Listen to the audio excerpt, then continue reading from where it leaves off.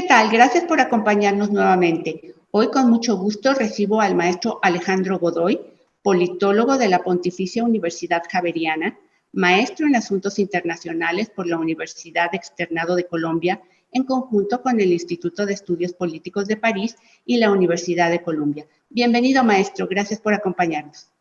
Muchas gracias por la invitación. Yo encantado.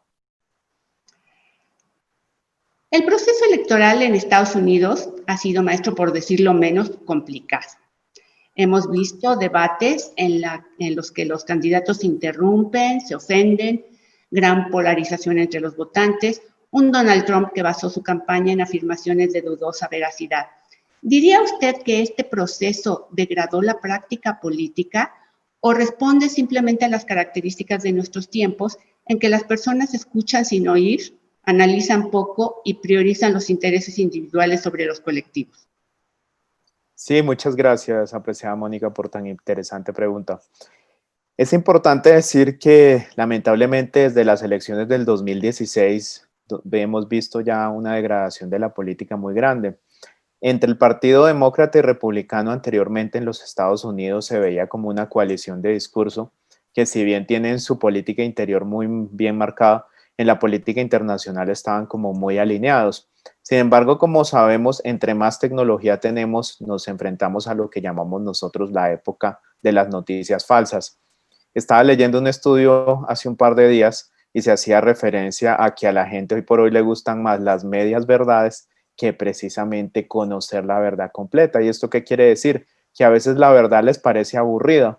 Entonces, obviamente Donald Trump es un personaje con una personalidad bastante compleja, agresivo, pero se sabe vender muy bien, es decir, le sabe comunicar a una parte de la población de Estados Unidos y lamentablemente eso que ha pronosticado no solamente en su país, sino en todo el planeta.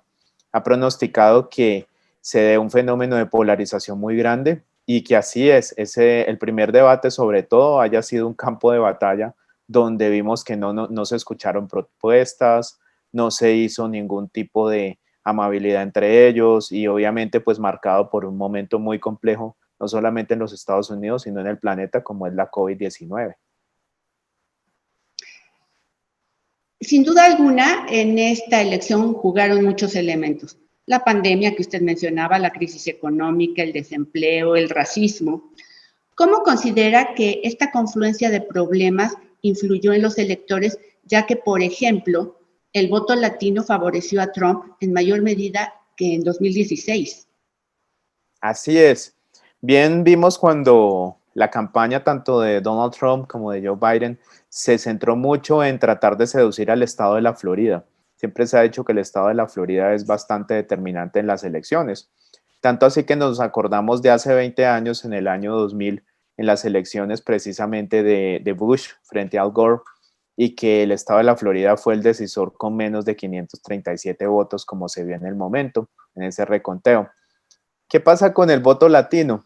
El voto latino siempre es como muy, diciéndolo, no se reconoce hacia qué tendencia va a ir, pero es muy republicano cuando nos damos cuenta de la Florida porque hay una mayoría importante de cubanos, están los puertorriqueños, están ciertas minorías que obviamente, digamos, Trump también supo leer muy bien en el contexto del tema del castrochavismo, que también fue un tema bastante importante dentro de la campaña, y que el latino, hay hoy por hoy más de 60,000 venezolanos en la Florida, que han, bueno, salido, como sabemos, simultáneamente de su país por todo el tema de este régimen que tiene Venezuela, y por ende supo cómo el elector latino iba a irse hacia un lado y era precisamente ese.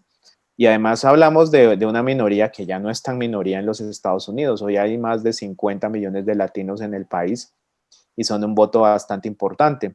Ese va a ser precisamente el gran reto en los próximos años del Partido Demócrata, saber cómo seducir al latino, que hoy por hoy se encuentra muy marcado precisamente hacia el republicano. Y diciendo algo ya muy rápidamente, porque yo sé que tenemos tiempo limitado, en mi país precisamente, que es Colombia, tiene también unos desafíos muy grandes ahora, porque la verdad es que le apostó mucho a la estrategia fue de que se diera una continuidad del gobierno de Donald Trump. Es decir, tendremos en el caso específico que hacer una reingeniería en la relación con el Partido Demócrata. Sí, como todo hace suponer, el colegio electoral confirma el triunfo de Joe Biden. ¿Qué tan viable es que logre lo que dice es su prioridad, la unidad de un país muy polarizado, muy dolido? ¿Y cuáles serán los principales desafíos de su gobierno? Sí, es una misión como aquella serie que veíamos de hace un tiempo, casi imposible en estos momentos porque la polarización no se va a ir de la noche a la mañana. Es un país que está casi 50-50, que vemos hoy por hoy la violencia también que se encuentra en los manifestantes, no solamente de Donald Trump, sino también de la oposición, que han salido a las calles con armas, que algunos dicen que si Trump, pues como bien exactamente lo vemos, Biden se convertiría en el presidente número 46 de los Estados Unidos. No se la va a dejar fácil, por un lado. Por otro lado, las noticias falsas van a continuar, que eso es otro tema, porque ya sabemos que Trump ha hablado mucho del tema legal, pero realmente no ha presentado ninguna prueba de del supuesto fraude en las elecciones. Entonces, primer punto, va a ser difícil para Biden en el tema de la polarización, porque 4 años es un tiempo corto para establecer esto. Además, hablamos, hay que decirlo muy seriamente, no es Obama, es decir, no es un personaje carismático, no es un personaje que apasione, y además hay que ver otro tema, ¿no? También ya es una persona de una edad importante que ya en pocos días está por cumplir 78 años y se va a convertir en el presidente de mayor edad. Es decir, sí, obviamente es diplomático, lleva una carrera completa en la política. Ahí es donde también se puede apalancar un poco, es decir, tratar de buscar integración y unidad, ya que ha tenido una carrera tan grande en el Congreso de los Estados Unidos, pero ante la opinión pública sí va a ser bastante complicado. ¿Y cómo influirá el factor Kamala Harris, quien con su simbólico atuendo blanco ya advirtió que será la primera vicepresidenta de Estados Unidos, pero no la última? Exactamente, es una persona que llega como para refrescar mucho la política del Partido Demócrata de un lado, porque ¿qué nos encontrábamos antes de que se escogiera a Joe Biden como el candidato por parte del Partido Demócrata? También hay que decirlo, así como el Partido Republicano hoy por hoy está dividido, el Partido Demócrata también lo está. O en una ala muy marcada hacia lo que podríamos decir más el liberalismo, que es mal llamado en los Estados Unidos como la izquierda, con personajes como Bernie Sanders o como Alexandra Ocasio, que también son muy reconocidos en esta ala, y unos mucho más conservadores como lo han sido siempre Joe Biden, que para su campaña pues le tocó cambiar la estrategia, como sabemos, y fue muy, muy inteligente en seleccionar a Kamala Harris, una mujer que también nos recuerda la frescura que tenía la ex primera dama de los Estados Unidos, Michelle Obama, que es también una persona que siempre ha sonado, que podría llegar a convertirse como en la primera presidenta de los Estados Unidos. Es una mujer, Kamala Harris, que une en el contexto, como sabemos, de sus orígenes, viene de unos orígenes tanto de la India como también de Jamaica, eso ayuda mucho, es joven, tiene 55 años y de esta manera puede apalancar muy bien todo lo que son las potencialidades de hacer que este partido vuelva también a acercarse a todo lo que llaman en los Estados Unidos el cinturón de óxido, aquellos estados donde básicamente pues eran muy demócratas, pero que en la elección pasada, como vimos, y algunos todavía se resistieron a cambiar, es decir, a abandonar la tendencia de votación de Trump a Biden, porque se han sentido relegados, porque han sentido que son los estados que han perdido en esta guerra comercial con China, y es bien interesante por eso su rol. Y si ella obviamente logra tener un papel bien importante como vicepresidenta, ya sabemos que eso la puede apalancar para tener la posibilidad de convertirse en la primera mujer presidenta de los Estados Unidos, porque es difícil pensar en que Joe Biden se presente a una reelección cuando al término de su primer mandato tendría 82 años. La siguiente pregunta obvia sería si Estados Unidos está preparado para tener a una presidente negra de origen asiático, caribeño, pero bueno, para eso tendremos que esperar. Por otra parte, como consultora en geopolítica y relaciones internacionales, dígame, maestro Godoy, ¿qué puede esperar México del gobierno de Biden?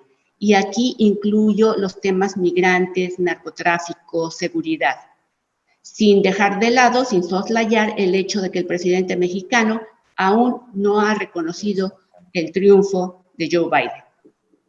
Excelente pregunta, muy bien. Joe Biden ha dicho que, si hablamos netamente primero del tema comercial, que le parece que el tratado del USMCA fue bien negociado, que le parece que es mejor que el NAFTA que tenían anteriormente estos tres países, Canadá, México y Estados Unidos. Por esa parte, dice, va a seguir continuando en esa tendencia. Segundo, a él no le gusta nada el tema del muro, el muro fronterizo. Además, como vimos que era uno de los caballitos de batalla, como decimos por estos lados, de la elección y de la candidatura de, tanto del 2016 como del 2020 de Donald Trump, pero que realmente muchas falsas verdades o mentiras realmente, como era el tema de que los mexicanos eran quienes estaban pagando el muro, que se estaban construyendo cerca casi de 25 kilómetros por día en esa frontera que es tan extensa, eso es algo que hay que decir. Y lo que estaba leyendo precisamente en estos días era que ya Joe Biden estaba tratando de acercarse al presidente de México para que tuviesen una llamada, eso de un lado, porque pues siente que ya es hora, comparten una frontera muy larga, ya sabemos que hay una migración muy importante de mexicanos en Estados Unidos. Es interesante también para México porque Biden ha dicho que piensa normalizar la situación de cerca de 11 millones de migrantes en el país. Y el otro tema también que puede ser bastante positivo para México es el tema de los Dreamers, ¿no? Que hay una parte también importante que ya recobrarían sus derechos. El tema de seguridad, Biden ha tratado de ocultar, y eso es uno de sus pecados, por decirlo de alguna manera, en su carrera política, que él aprobó y pues sí, fue el creador de una ley que se le determina con su apellido y que criminalizaba mucho pues todo el tema del narcotráfico, de esta clase de delitos. Él ha tratado como de desligarse de eso para vender una imagen más como de los derechos humanos, ¿no? Pero ya sabemos que es un problema fronterizo grande y sí es muy cierto, no solamente para Estados Unidos, sino también para México. ¿Cómo vamos a ver en este 2021 ese panorama de los migrantes, ¿no? Los que vienen desde Honduras, pasan por Guatemala, continúan en México. Y pues la postura de Trump, ya sabemos, era muy agresiva frente a este tema, pero tendremos que esperar primero exactamente que se dé un acercamiento entre ambos mandatarios. A mí un tema que sí me generó preocupación en el contexto de México, es ya para finalizar esta respuesta, es el tema de los hidrocarburos, porque ya sabemos que Biden ha establecido el tema de energía limpia 100% para el año 2050, no es amigo del fracking, y lo que hemos visto en los últimos meses es que México ha querido apalancarse más con todo el tema de los hidrocarburos. Entonces, pienso que ahí sí pueden darse unas fricciones porque bien sabemos que la postura de Trump si era totalmente fracking, si era totalmente hidrocarburos, nada de energías limpias, y es algo interesante en ese tema. Maestro, ¿usted considera que al estar posponiendo esta primera comunicación entre el gobierno mexicano y el presidente electo Joe Biden podrá tener repercusiones negativas en la relación bilateral? Pues yo pienso que al ser Biden tener una personalidad pues muy alejada, obviamente a la que tiene Trump, no es una persona revanchista, porque tomo como la situación paralela, como lo comentaba un poco en una respuesta anterior con Colombia también, que nosotros, me refiero al gobierno colombiano, como que solamente hizo una estrategia en la potencialidad o en el único escenario de que iba a ser Trump quien iba a continuar en el gobierno estadounidense. Y ya él ha dado señales que no, eso no va a hacer que nuestra relación bilateral como que también como que se adelgace o se desmejore. Lo mismo pienso que puede suceder con México. Pienso que en la región, hablando un poco más de Latinoamérica, sí puede ser mucho más difícil el escenario para mandatarios como Jair Bolsonaro en Brasil, que evidentemente es llamado aquí en la región como el Trump tropical o el Trump latinoamericano. Entonces en este orden de ideas sí le sería más complejo. Todo depende de ese manejo de las próximas semanas, sobre todo después de la posición. Ahí sí, digamos, si el presidente AMLO no asiste, si no lo felicita, si no es tan cercano, pienso que eso sí podría tener al corto plazo un desfavorable escenario para México. Bien, por otra parte, desde 1792 todos los candidatos que perdieron las elecciones en Estados Unidos aceptaron su derrota. Donald Trump, como bien sabemos, se niega a hacerlo, habla de fraude, advierte que va a disputar judicialmente los votos. Siendo un empresario que suele dirimir sus asuntos a través de los tribunales, no suena esto extraño para nada. Pero yo le preguntaría, ¿hasta qué punto esta actitud pone en juego el sistema democrático de Estados Unidos? Muy buena pregunta. Bueno, ¿qué pasa en los Estados Unidos? Y es lo que la diferencia como país al resto del hemisferio, que es ahí, bueno, Canadá y Estados Unidos, que son un mundo aparte, como bien sabemos, en su fortaleza de las instituciones. Ha dicho Donald Trump que él que se va a hacer reconteo de votos, quiso parar, como sabemos, en un primer momento en varios estados que siguiera dándose de igual manera, no fueron aceptadas sus demandas, hoy por hoy se le piden pruebas también. Obviamente manda un mensaje para el mundo nada positivo, sobre todo para los aliados que Donald Trump como que trató no muy bien, como sabemos, como Alemania, por ejemplo, como la gran parte de los países de la Unión Europea. Nos manda un mensaje de que obviamente pues él quiere hacer su santa voluntad. Ya conocemos y ya hemos comentado un poco de cómo es su personalidad. Pero afortunadamente Estados Unidos tiene un sistema que es llamado en inglés checks and balance, pesos y contrapesos, y eso sí hace que la democracia se blinde mucho. Él también hablaba como de sacar a los militares como que defendieran su legado, y ya los mismos militares han dicho, nosotros no juramos ante una persona, sino juramos ante la Constitución, por ejemplo. Entonces eso es algo muy importante. Eso sí es cierto, en 244 años, en ningún momento de la historia de los Estados Unidos se veía que el candidato, que quien ocupara la presidencia y también fuera candidato no aceptara la derrota. Y sí es un mal mensaje, y es un mal mensaje también cuando él dice que entonces va a regresar en el año 2024, porque la continuidad de su legado estaría en riesgo, ¿no? Lo que a mí sí me preocupa en este punto es la composición hoy por hoy de la Corte Suprema de Justicia de los Estados Unidos, cuando vemos hoy por hoy que de 9 miembros, 6 son de corte conservador, y sobre todo en estos días que se está discutiendo de nuevo la posibilidad de cerrar Obamacare, que es ese programa que sabemos de salud tan importante, y que si se llegara a desmontar, cerca de 20 millones de estadounidenses se quedarían sin sistema de salud.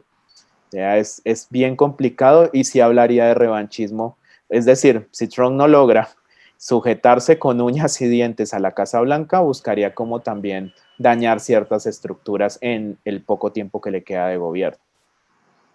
Ahora que menciona esto, según el reporte 911, el reporte que se hizo a raíz de los atentados a las Torres Gemelas, la problemática electoral o el diferendo electoral que hubo en aquellos años entre Bush y el candidato demócrata provocó que el periodo de transición fuera menor al habitualmente establecido, y que esto, dicen algunos especialistas, dañó la posibilidad de que el nuevo gobierno echara a andar algunas acciones previas.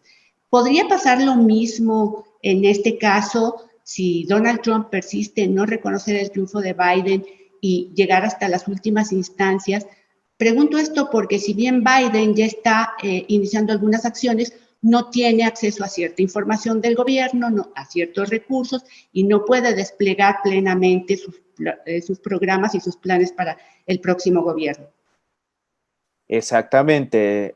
No, es para un momento bien fuerte, porque para nada se puede hablar de una transición pacífica, eso de un lado. En el otro sentido, se habla también de una transición traumática, porque evidentemente para nada Donald Trump va a facilitarle el camino. Ahora, como vemos la composición de Senado y Cámara, eso también va a ser un problema muy grande en este contexto. Y eso hace que a Biden le quede también, es decir, va a tener un comienzo de gobierno bastante traumático al inicio, porque al no contar con la información que sabemos que puede tener, Biden ya ha venido como tratando de hacer reingeniería en todo el tema, sobre todo de la pandemia, cuando encontramos que cada día en los Estados Unidos hay, digamos, un avance muy grande de los casos. Ayer cerca de 139,000 casos. Es un escenario bastante complejo. Esto va a ser precisamente, como lo comentaba, que su transición no sea para nada suave, no sea, como podríamos decir, miel sobre hojuelas, y la va a tener bien compleja. Y pienso que no solamente al inicio de su gobierno, sino que va a ir encontrando algunos puntos de información secreta que no le van a ser dados en un primer momento de su gobierno. Finalmente, ¿considera que el modelo estadounidense está agotado y que sería conveniente reformarlo para que el voto ciudadano sea el que elija de manera directa a sus gobernantes?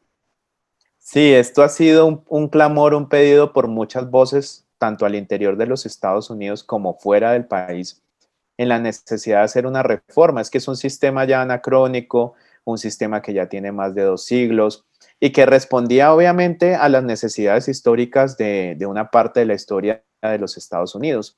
Sin embargo, hoy por hoy ya se ha dicho, pero ¿para qué entonces como que se necesita tanto el voto de la población cuando realmente no es la que decide?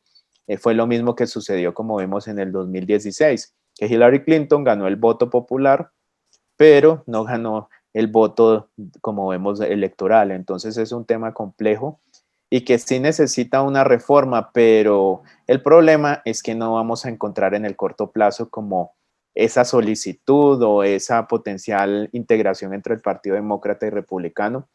Es decir, yo no lo veo en el corto plazo. Me refiero a las próximas elecciones de los Estados Unidos, que como sabemos, el tiempo pasa muy rápido. Como usted recordará, maestro, el que fuera canciller de la República Federal de Alemania, Konrad Adenauer, decía que en política lo importante no es tener la razón, sino que se la den a uno. Esto parece Totalmente. aplicar perfectamente a lo que ocurre en estos momentos en Estados Unidos, un tema que dará mucho de qué hablar. A los latinoamericanos nos interesa, a los mexicanos particularmente nos interesa por nuestra larga frontera con aquel país. Así es que yo lo invitaría desde ya a que conforme vayan avanzando estos hechos, conforme se vayan dirimiendo estos resultados electorales, podamos volver a platicar con usted. Pero por supuesto, para mí será siempre un honor, un gusto, y porque me gustan mucho estos espacios y además me siento como en casa. Claro que sí, porque debemos decir a nuestro auditorio que el maestro Alejandro Godoy en varias ocasiones ha estado en nuestra universidad, la Benemérita Universidad Autónoma de Puebla, como consultor, como conferencista y como académico. Agradezco mucho su atención y su tiempo. Con todo el gusto y siempre es un placer. A todos ustedes nos veremos pronto. Déjanos tus comentarios y si te gustó, dale like.